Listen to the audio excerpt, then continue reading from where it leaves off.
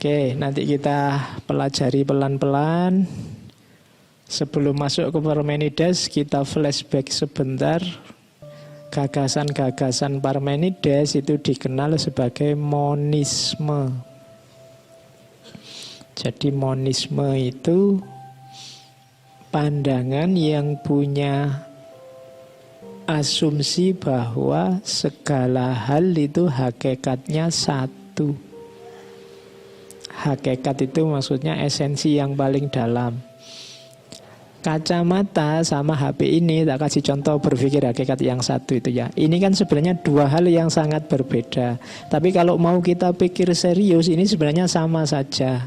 Sama-sama bendanya. Itu berarti melihat hakikat yang satu. Jadi tidak melihat yang macam-macam. Yang kita sebut plural itu sebenarnya ya satu. Jadi ini cara berpikir monistik. Allah partai ini, partai itu, partai A, partai B, partai C, tujuannya ya sama, paling ya pingin dapat itu misalnya. Itu cara berpikir monistik, lihat samanya. Allah kuliah di sana, kuliah di sini, di kampus sana, kampus ini ya sama saja, paling ya cari ijazah. Itu hanya lihat satu aspeknya yang dianggap esensial. Nah, monisme itu melihat realitas ini bahkan seluruhnya itu hakikatnya ya satu. Jadi tidak beda. Di situ ada ilustrasi gaya monistik ini misalnya bisa dilihat kalau filsafat misalnya materialisme. Materialisme itu semuanya serba materi. Hakikatnya segala sesuatu itu ya materi. Ada idealisme. Kalau idealisme itu melihat semuanya hakikatnya ya ideal-ideal, ide-ide. Sama kayak pikirannya Plato. Jadi yang jelas monisme itu melihat keragaman, keseragaman. Nanti lawannya pluralisme. Kalau pluralisme justru melihat ada macam-macamnya. Sementara yang tengah-tengah namanya dualisme. Kalau dualisme itu melihat alam ini tidak banyak juga tidak satu, tapi serba dua berpasangan. Ada siang, ada malam, ada laki-laki, ada perempuan, ada dan seterusnya. Itu jadi kalau monisme bilang ya semua warna hakikatnya putih. Nanti kalau dualisme bilang ya ada hitam, ada putih. Kalau pluralisme bilang ya ada hijau, ada kuning, ada merah, macam-macam. Nah itu cara berpikir. Ada orang itu yang melihat aspek-aspek samanya saja, ada yang sibuk dengan perbedaan. Yang melihat aspek samanya saja namanya monisme. Oke. Terus kalau ini contoh gagasan yang monisme. Ini Robinson Jeffers. Robinson Jeffers ini penyair, kemudian tokoh aktivis lingkungan yang dia melihat bahwa alam semesta ini hakikatnya satu. I believe that the universe is one being. All its parts are different expression of the same energy, and they are all in communication with each other, therefore part of one organic whole. Jadi katanya Robinson Jeffers, aku percaya bahwa alam semesta ini adalah satu makhluk, satu sesuatu. Semua bagiannya hanya merupakan ekspresi yang berbeda dari energi yang sama. Semuanya saling berkomunikasi, saling berhubungan, sehingga merupakan bagian dari organic whole. Jadi satu organisme yang utuh. Jadi kalau pakai gagasan ini mirip kayak dulu di Syed Hussein Nasr atau di Hazrat Inayat Khan. Alam semesta ini sebenarnya satu medan energi yang besar yang sebenarnya satu. Kita ini kayak organisme. Organisme itu berarti ya kayak kita ini, satu tubuh, satu badan, satu jiwa, ini organisme. Jadi organisme itu kayak satu makhluk. Jadi kita ini bukan makhluk yang macam-macam, tapi kita ini satu makhluk yang saling berkomunikasi, saling mempengaruhi. Jangan dikira kalau kamu jahat itu kejahatanmu hanya kena ke orang lain, juga kena ke dirimu, juga kena mungkin ke anak cucumu, juga kena ke lingkungan sekelilingmu. Karena kita ini saling terhubung. Gelisahmu, gelisahku, rusaknya tempat kita itu jangan dikira hanya mengefek ke kita, bisa jadi nanti ke anak cucu kita, bisa jadi ke orang-orang tua sekeliling kita, bisa. Karena kita semua ini terhubung. Kita ini kayak one organic whole. Jadi kalian jangan jahat. Kalau kamu jahat itu efeknya tidak cuma padamu, tapi juga pada lingkungan sekelilingmu. Jangan rusak, karena kalau kamu rusak, yang rusak tidak cuma kamu, tapi juga lingkungan sekelilingmu, bahkan duniamu. Kita ini, kalau bahasa hadisnya, kal jasadil wahid, seperti satu jasad.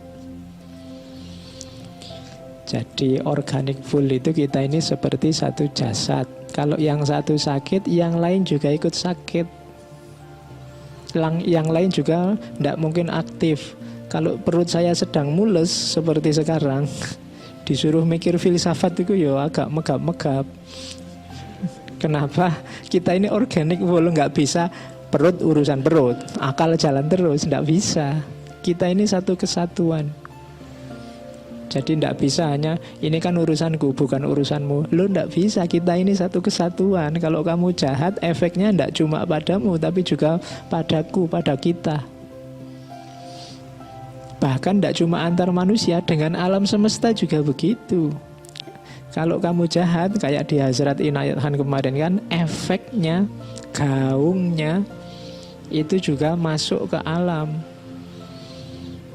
Maka mungkin kita tidak harus heran kenapa sih kok sekarang banyak bencana alam ini mudah sekali marah. Mungkin memantulkan kerusakan kita. Ya manusianya rusak, ya wadahnya jadi ikut rusak. Nah itu pandangan semacam ini namanya monisme. Makanya dulu di Yunani kuno ada semboyan ini, hand to pen. Ya, hand to pen bahasa Latin artinya all is one.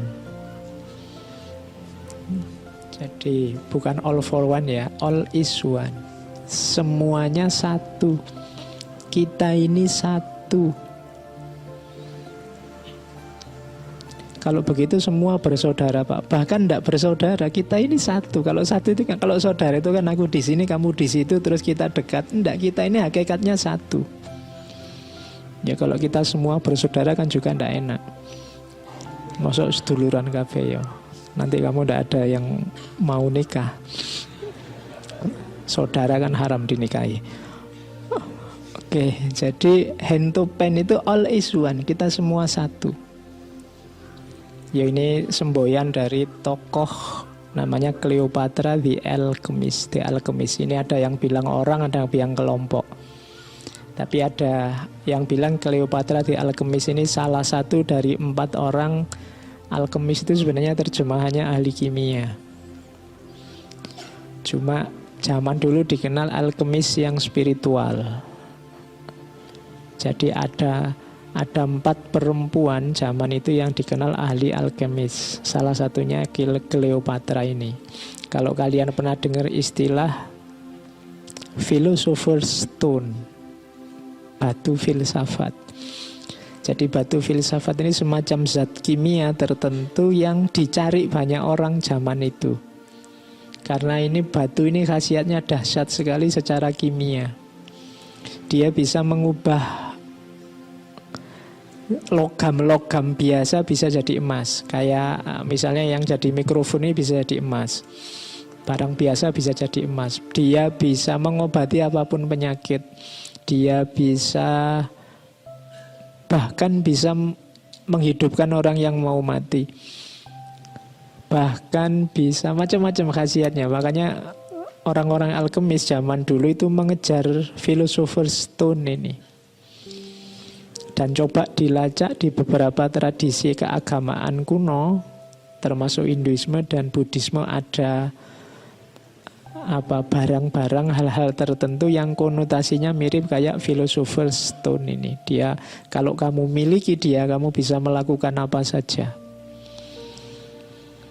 Ya cuma memahaminya mungkin tidak letterlek bahwa itu adalah ada barangnya, tapi ada rahasianya.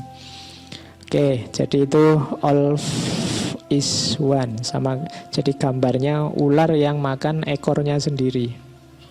Jadi kita ini jadi satu, yang kamu, kalau kamu serakah, rakus, itu yang kamu makan sebenarnya dirimu sendiri. Nah, itu contoh gagasan monisme. Contoh lagi monisme dari Lao Tse. Kalau ini tentang Tao. Tao itu salah satu model monisme. There is a thing inherent and natural which existed before heaven and earth, motionless and fathomless. It stands alone and never changes. It pervades everywhere and never becomes exhausted. It may be regarded as the mother of the universe. I do not know its name. If I am forced to give it a name, I call it Tao, and I name it as Supreme. Oke, jadi ini Tao. Tao itu sejenis sesuatu, meskipun sebenarnya mungkin juga bukan sesuatu, yang dia inherent, natural, eksis, ada dalam segala sesuatu, tidak berubah, tidak hilang, tidak habis. Dialah asal-usul alam semesta. Aku tidak tahu namanya, tapi kalau harus dipaksa memberi nama, akan aku sebut itu Tao. Dan aku menyebutnya Supreme. Supreme itu ya paling puncak, paling super, tidak terkalahkan. Nah, ini contoh pandangan yang monistik, monisme.